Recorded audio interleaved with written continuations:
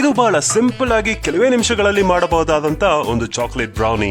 ಮನೆ ಒಂದು brownie photo ಸ್ಟೋರಿಲ್ ಹಾಕಿದ್ದೆ, ಆಗ ತುಂಬಾ ಜನ ಈ ರೆಸಿಪಿ ಶೇರ್ ಮಾಡಿ ಅಂತ ಕೇಳಿದ್ರಿ, ಹಾಗಾಗಿ ಇದನ್ನ ಶೇರ್ ಮಾಡ್ತಿದೀನಿ. ನಾನಲ್ಲಿ ಸಕ್ಕರೆ ಬದಲಿಗೆ ಖರ್ಜೂರ ತಗೊಂತಿದ್ದೀನಿ. ಅದನ್ನು ಡಿಸೀಡ್ ಮಾಡಿ ಒಂದು ಮಿಕ್ಸರ್ ಜಾರಿಗೆ ಹಾಕೊಂಡು ಜೊತೆಗೆ 2 ಬಾಳೆಹಣ್ಣು ಸಣ್ಣದಾಗಿ ಕಟ್ ಮಾಡಿ ಹಾಕೋಬೇಕು. ಆಮೇಲೆ ಫ್ರೆಶ್ ಆಗಿರುವಂತಹ ಹಾಲು, ಸ್ವಲ್ಪ ತುಪ್ಪ ಅಥವಾ ಬಟರ್ ಹಾಗೂ ಡಾರ್ಕ್ ಚಾಕ್ಲೇಟ್ ಹಾಕೋಬೇಕು. ನೆಕ್ಸ್ಟ್ ಇದರಲ್ಲಿ ಅನ್ಸ್ವೀಟನ್ ಕೋಕೋ ಪೌಡರ್, ಬೇಕಿಂಗ್ ಪೌಡರ್, ಸ್ವಲ್ಪ ಉಪ್ಪು ಹಾಗೂ ರಾಗಿ ಹಿಟ್ಟು ಸೇರಿಸಿ ಇದನ್ನು ಚೆನ್ನಾಗಿ ಬ್ಲೆಂಡ್ ಮಾಡಬೇಕು. ಇದು ಒರಿಜಿನಲ್ ಮೆಥಡ್ ಅಲ್ಲ, ಒಂದು simple and easy method. So ಯಾರು ಬೇಕಾದ್ರೂ ಆರಾಮಾಗಿ ಮಾಡಬಹುದು. ಈಗ ಒಂದು ಕೇಕ್ ಟಿನ್ ಒಳಗೆ ಇದನ್ನ ಹಾಕಿ ಅದ್ರ ಮೇಲೆ ನಿಮ್ಗೆ ಇಷ್ಟ ಇರೋ ಟಾಪಿಂಗ್ಸ್ ಹಾಕೋಬಹುದು. ಚಾಕೋ ಚಿಪ್ಸ್ ಹಾಕೋಬಹುದು, ಇಲ್ಲ ನಿಮ್ಗೆ ಇಷ್ಟ ಇರೋ ಡ್ರೈ ಫ್ರೂಟ್ಸ್ ಎಲ್ಲರೂ ಹಾಕೋಬಹುದು.